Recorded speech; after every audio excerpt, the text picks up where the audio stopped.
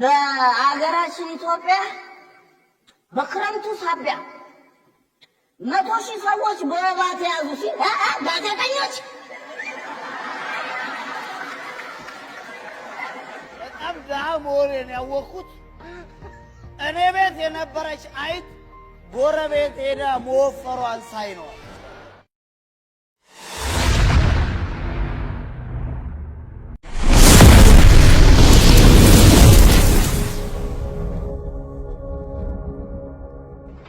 የኛን ሰፈር ሰው ዛሬ አይደል እንደሚንገዳገድ ያወቅሁት። ይመጣል ደግሞ ቤት ቁጭ ብለህ ከሰፊው ሕዝብ አመለጥኩ ብለህ ቁጭ ስትል በቴሌቪዥን ሌላ መንገዳገድ ይመጣል። ባልና ሚስት በቴሌቪዥን እየተጠየቁልህ ነው። ባል በቅድሚያ ይገባና ሚስት ለአንተ ምን አይነት ሙዚቃ ነው የምትመርጥልህ ሲባል እሷ መንፈሳዊ ነች። ሚስት በተራ ትገባና ለባል ምን አይነት ሙዚቃ ነው የምትመርጭለት ሲባል የአስቴር አወቀን ምነው ግራ ወጣ።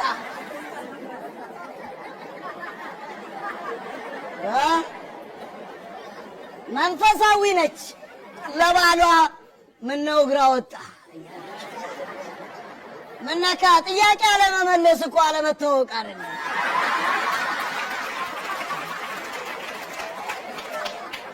እቺ አረፍተ ነገር መንግስትን አይመስልም? እኔ የምለው አንዳንድ አካላትና መንግስት መች ነው የሚተዋወቁት? እንዲሁ በቅጽል ስም እየተጠራሩ ነው የሚሄዱት? እንዲሁ እንዲያንገዳገዱ ሊቀጥሉ ነው? ከነዚህ ቤተሰቦች የሚፈጠሩትን ልጆች ላሳይ። አስተማሪው ተማሪዎቹ ሲረብሹት ይበሳጭና ጎበዝ እናንተ እኮ የዚች ሀገር ተረካቢ ናችሁ ለምንድን ነው የምትረብሹት ሲባሉ ተማሪዎቹ በአንድ ድምፅ አንረከብም። አስተማሪው ይደረግጥና አንተ ጎበዝ ለምንድን ነው የማትረከቡት ሲባል ኦዲት ሳትደረግ አንረከብም።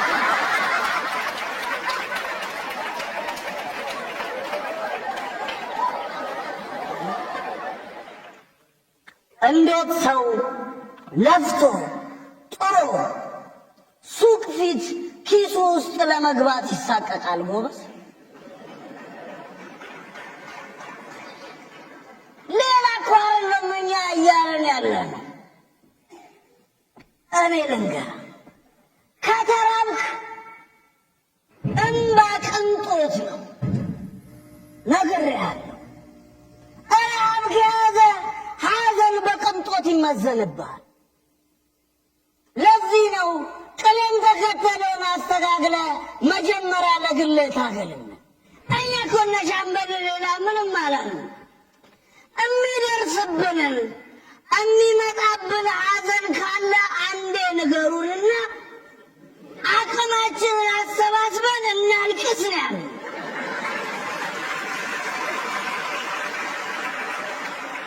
ሰርክ ምክንያት እየሰጡ ማሳዘን፣ ሰርክ ምክንያት እየሰጡ ማስለቀስ፣ ከዛ በኋላ ማልቀስ ልማዳቸው ነው አትበሉን ያለን። ሳጥን የማይደርሰን ከሆነ ተዘጋጅተን እንጠብቅ ነው ያለን። ለዛ ነው ለመደብ ታገልምን። መደብን እንዴት ወደ አልጋና ፍራሽ እቀይራለሁ የሚለውን ታገልምን። ከዛስ ከአዝማሪው ባንጃው በቀጥታ ግጥሙ ሰጣለሁ። እንዴት እየተገፋፋን እንደሆነ እንዴት እየተጨቃከንን እንደሆነ አሳያለሁ። ሰውየው መብያ ሳህን ስለሌለው በእጅ ማስታጠቢያ ነው የሚበላው። ጠዋት ጎረቤትየው በማስታጠቢያው ሸንቶ ባጠገቡ አለፈ። ምን አለ ይህ ሰውዬ እስኪርቅ ብትጠብቅ፣ ለአንተ መመገቢያ ለእኔ ደግሞ መጸዳጃዬ ነው የሚለውን ለማሳየት ምን አስቸኮለ? ምን አለ አንገት ባታስደፋው? ደግሞ ከሱም ብሶ ባጠገቡ ሲያልፍ ደህና አደርክ ብሎታል። አየህ እንዴት እየተጨካከንን እንደሆነ። ሁላችንም የግል ትግላችንን ካሸነፍን የጋራ ዓላማችን ላይ መቆም እንችላለና፣ አለበለዚያ ክፋታችን ከባድ ነው የሚሆነው። አንዱ ጠጅ እየጠጣን ደግሞ ሬዲዮ ይሰማል። በአገራችን ኢትዮጵያ በክረምቱ ሳቢያ 100,000 ሰዎች በወባ ተያዙ ሲል ጋዜጠኞች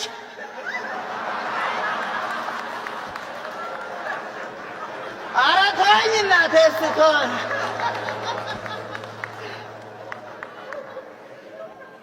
ድሮ እኮ ማለት ነው አንድ ሰው የሆነ አዲስ መረጃ ይዞ መጥቶ ካወራ ውሸታም ከየት መጣ ምናምን ሲባል ሬዲዮ ላይ ሰምቼ ነው ካለ በቃ ይታመናል። ሌሎች ሰዎች ጓደኞቹ ሁሉ እገሌ ሬዲዮ ላይ የሰማው ወሬ ተብሎ ሁሉ እንደማጣቀሻ ይነገራል። አሁን እናቴ እንደ ቀደሙ ሰው ነው የሚያስተካክለው ዜናውን። ኑሮ ምርር ብሎት ስራ ፈልጎ ተንከራቶ አጥቶ ሰውየው ምን እዚህ በቃ ማጣትና ጥይትን ተኝቶ ነው ማሳለፍ ብሎ እቤቱ በደረቱ ድፍት ብሎ ሬዲዮ ገና ከመክፈቱ ጥድፍ ምትል ጋዜጠኛ መጣች። በደረት ተኝቶ ማደር ቆሞ ከመዋል አይተናነስም ስትል እሺ የት እንሂድላችሁ ተደፍተን እንኳን ማደር ማንችልበት አሁን የኑሮ አኗኗር ያለ ሰውዬው ይሄ ሰፈር ታዲያ ከባድ ሚዛን አይደለም? ከባድ ሚዛን እኮ ነው። አንዱ ደግሞ ታክሲ ሰልፍ ላይ ሄዶ ነው አሉ ረጅም ሰልፍ አይቶ ወንድሜ ይሄ ሰልፍ የት ነው ሲለው 4 ኪሎ የሚወስደው ሰልፍ ነው ሲለው ዞር ብሎ አይቶ ይደርሰናል ብለህ ነው ግን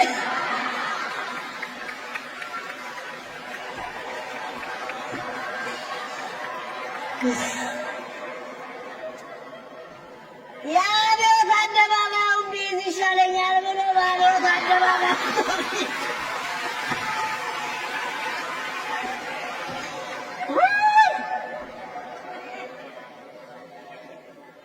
ይኸው ሰውዬ እዛ አውቶቡስ ውስጥ ቁጭ ብሎ ሬዲዮ ሰማለ።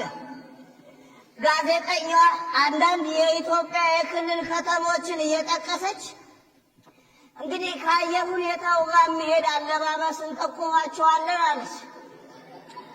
እገሌ የሚባል ቦታ ስትሄዱ ፀሐያማ ስለሆነ ቀለል ያለ ልብስ አድርጉ፣ እገሊት ጋር ስትሄዱ ዝናባማ ስለሆነ ደረብረብ አድርጉ ሲባል ይሄ ሰውዬ ቀልደኛ በየት በኩል ሄደን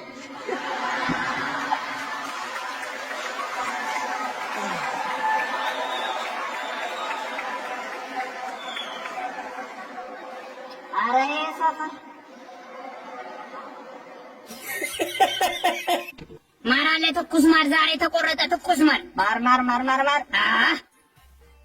ማማዬ ትኩስ ማር ዛሬ ተቆረጠ። እናንተ ትኩስ ትላላችሁ ሁሌ የተበላሸ። እመኝኝ ማማዬ ማስረጃው ላለ ትኩስ ማር ነው። ዛሬ የተቆረጠ መሆኑን ማወቅ እችላለሁ? አዎ። ለምን?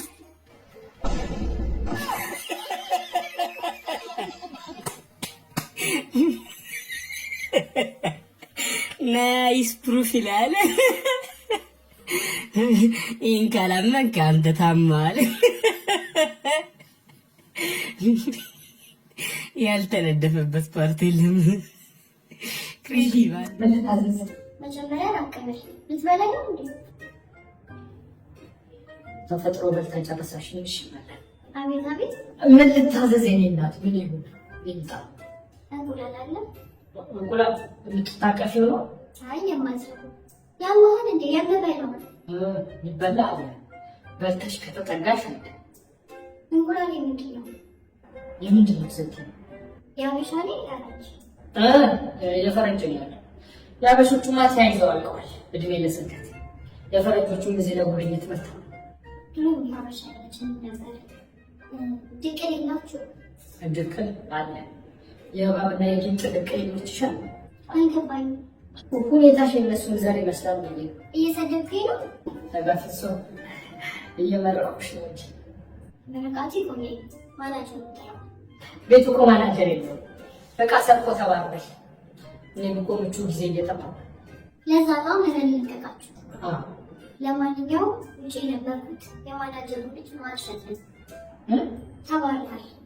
ቦስ ተጸጽቻለሁ። አንድ ድል ስጪ ወይ ድንገት እኮ ነው የሚቀርበው አሁን ልጠነው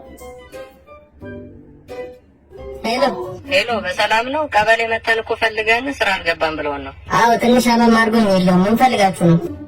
እኔና ጓደኛዬ ደሃ ለማጻፍ ፈልገን ነበር። ችግር የለውም፣ ነገ ይጻፍላችኋል። ስራ ማስኬጃ 10,000 ብር አዘጋጁ፣ ነገ ይጻፋል። የምን 10,000 ብር ነው ደግሞ? ገብቷል። እባክህ ግዴታ ቃሉን ካልጠራሁት አይደለም እንዴ? ገጡ አቤት፣ ምንድን ነው? እንዴት ነው ብላላቸው? ተሻለ ልጠይቅ ብዬ ነው። ከሰዓት ነው ምን አልክ? ከሰዓት ተመለስ።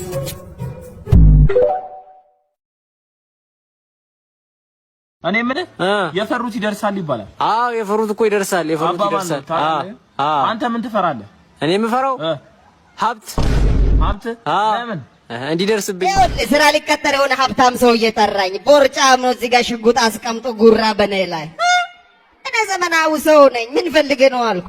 እሺ ጥያቄ ልጀምር ነው አለ። እዚህ ግቢ ሌባ ቢገባ ምን ታደርጋለህ አለ። እንዴ ከግንብ አጥር ሽቦ አጥር ከሽቦ አጥር መሬት ሳይነካ አንገቴን አጫ ፊፋሪቅ ቁርጭምጭሚቱን በጥርስ አፍንጫህን ቢረግጥ ይሳላል። በዱላ ወገቡን ዱላህን ቀምቶ ቢልህ ይሳላል። በደረቴ ልጥፍ ብዬ እግሩን በጥይት አንተ ጥይት እስክታቀባብል ሰውየው በሆነ ነገር ወገብህን ቢልህ አፍንጫህን ቢልህ ይሳላል።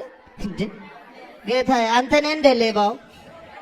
ይሄ ሁሉ ጥያቄና መልስ ያስፈልጋል? አንተ ከሆንክ በበራ አትመጣም እንዴ? በሙሉ ጦጣ ነው። ሁሉም ሰው ጦጣ ነው። እኔም እናንተም ሁላችንም ጦጣዎች ነን። ሁሉም ጦጣ ነው ከባለስልጣኖች በቀር። እነሱ ጅብ ናቸው። ቅላቷ ኤፕላስ ነው። መንፋ ኤፕላስ በኔ ክላስ አፍንጫዋን ትላስ 0 ሀላስ። መንግስት ቀጣዩን ምርጫ እንደተለመደው ማሸነፍ ከፈለገ በቴሌብር የተበደርነውን ብድር ይቅር ይበላል። የአዲስ አበባ ወርቅ በጣም ተፈላጊና ተዝቆ ማያልቅ እንደሆነ የአስተዳዳሪዎቿ ጉንጭ የሚናገር ሲሆን የነገው ትውልድ በወርቅ ብርጭቆ እንዲጠጣ የዛሬው ትውልድ አቧራ ይጠጣ ብለዋል። ኤቭሪ ሪስፖንሲብል ሲቲዝን ምርጫ ማካሄድ መቻል አለበት።